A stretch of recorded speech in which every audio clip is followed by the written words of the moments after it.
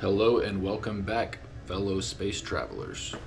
Today is day 7 of the Pihut Maker Advent Calendar 12 Projects of Codemas. Let's get right on into it. Alright, day 7 of the 12 Projects of Codemas. Let's see what we got.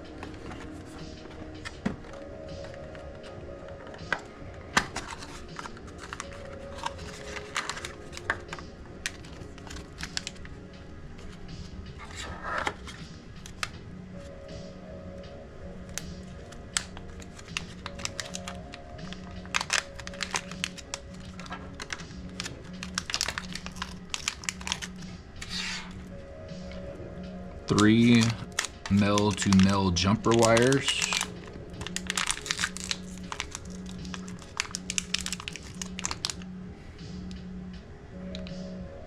And it looks like we have a mini PIR sensor. Maker Advent Calendar, day number 7, monitoring motion. Welcome to day 7 of your 12 Projects of Codemas Advent Calendar. Today we're going to be using a sensor that detects motion, allowing our Pico to react to things like people and animals when they are near our project. This is a digital sensor, giving us a high signal if movement is detected. We can code this in a similar way to the buttons from day number 3 as a trigger for our program. Let's go. Box number 7 contents, as we saw, was the mini PIR sensor and the 3 jumper wires. Today's project. The sensor in your kit is a PIR sensor, which stands for passive infrared. PIR sensors detect movement via the heat energy infrared radiation given off by humans or animals. It won't work on snowmen. These sensors are commonly used in home alarm systems. If your home has an alarm, have a look in the corners of the ceiling and you may see something similar. Today we're going to be setting up our motion sensor when testing it by moving our bodies. Then, similar to some of the previous boxes, we'll combine this with other components to create fun little projects, including our own little alarm system with a new function to learn. Construct the circuit. You know how this starts. Unplug your Pico from the USB port on your computer. Now let's remove the light sensor parts from yesterday, leaving the LEDs and buzzer in place with the Pico on the main breadboard. Your circuit should look like this to start with.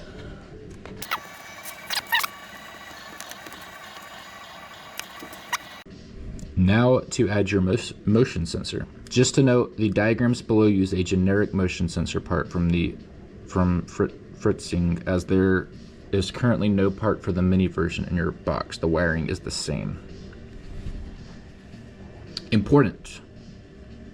Oh, please hold the sensor at the edges of the green PCB when fitting, as this is a delicate component. Important. Sensor orientation. The orientation of the PIR pins is very important.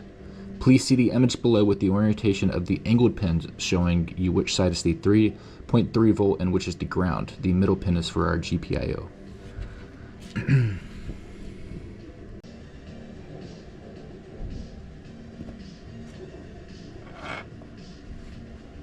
Alright, now fit your PIR to the top of the mini breadboard in the orientation shown in the image above. Now connect the 3 pins to your circuit using the jumper wires. Connect the left pin to the 3.3 volt pin, which is physical pin 36. Connect the right pin to the blue ground lane and connect the middle pin to GPIO 26, which is physical pin 31. Your circuit should look like this. Okay.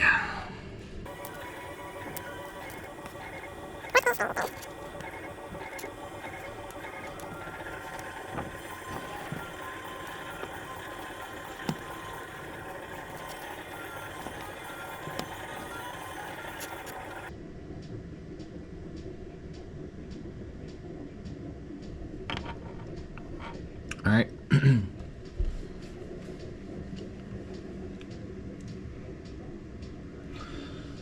Activity 1, basic motion sensing.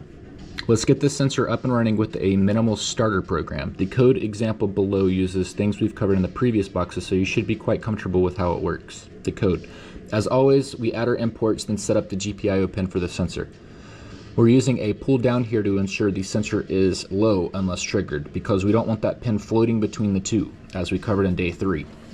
Something different you'll spot next is where we wait for the sensor to settle or warm up before jumping into our while loop. Warm up. This is a good practice with PIR sensors, especially if you have a project designed to run as soon as the microcontroller turns on. It gives the sensor a chance to baseline its surroundings before trying to detect changes. Some more advanced sensors even perform initial self-testing, which can take a minute or two.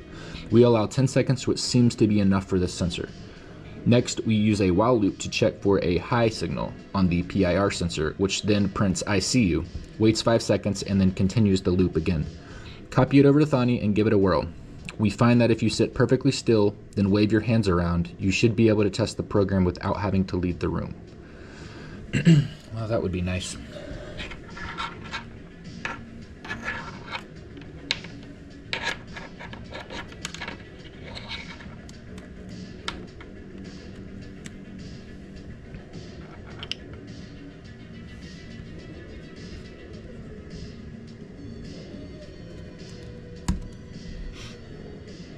All right, so we're gonna press start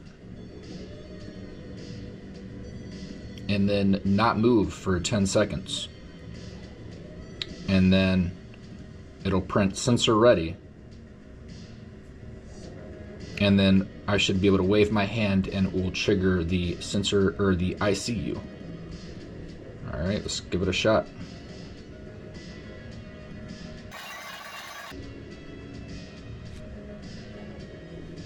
All right.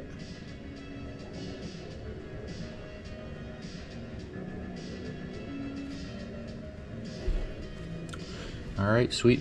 Looks like we're good to go there.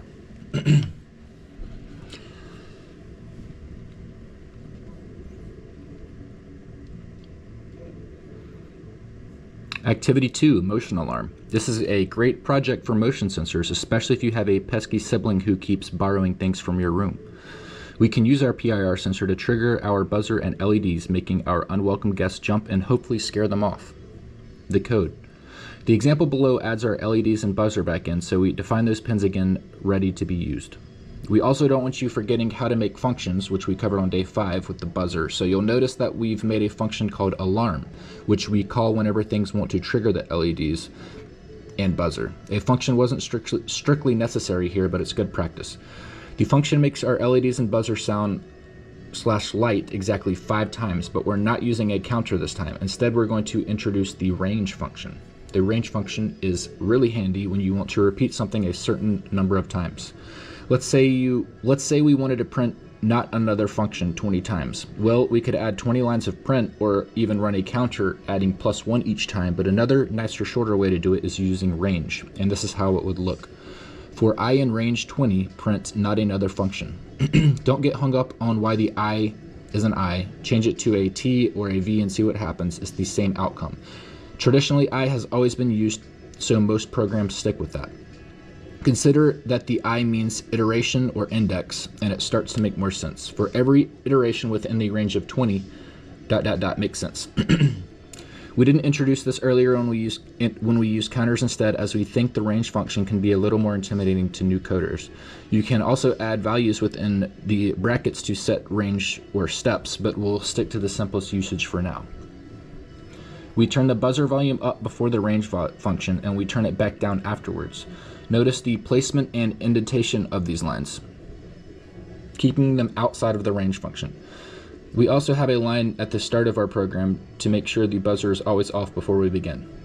Okay, now that we understand what range does, copy the code below over to Thani, run it, and sit very still or leave the room for 20 seconds. When you come back in, you should set off the alarm. All right, we'll see if we can sit still for 20 seconds. All right, so setting up the lights and the buzzer, setting up the PIR pin, same 10-second delay. All right, for I in range 5, run this 5 times. High pitch with these lights on, sleep, and then the low pitch. Okay.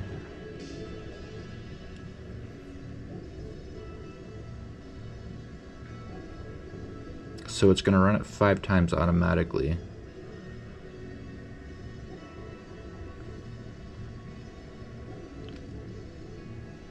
and then if it detects movement, print I see you.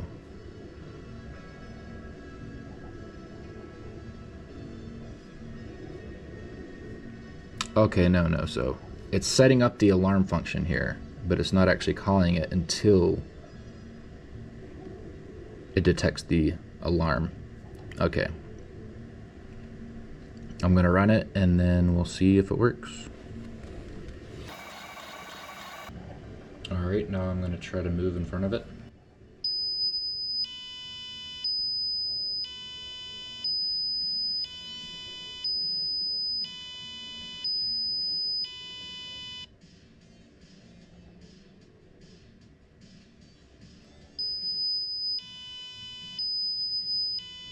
Alright.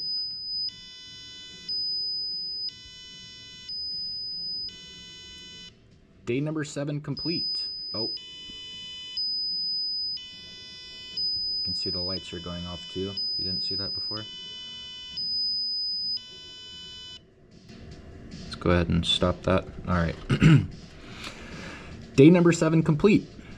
That last activity included a lot of detail, so we're going to leave it there for today and not overload your fresh coder brains. The PIR sensor can be so much fun to use, and they come in all different shapes and sizes too. You'll be making your own home security system in no time.